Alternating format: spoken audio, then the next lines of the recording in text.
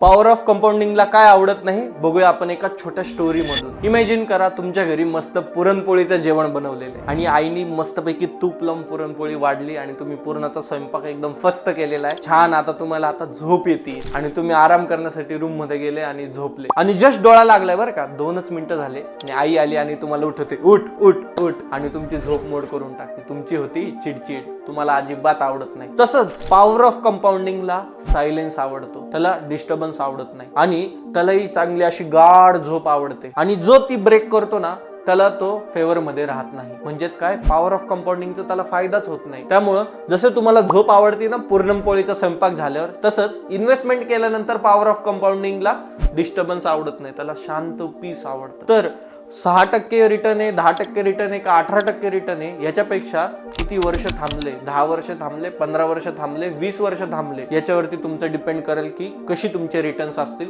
आणि power of compounding कसं तुमच्या फेवर मध्ये असेल. अजून माहिती जाणून घ्यायची आहे तुम्हाला, माहिती काय करायचंय, आजच आपली अपॉइंटमेंट बुक करा, खाली दिलेल्या नंबरवरती संपर्क करा. धन्यवाद.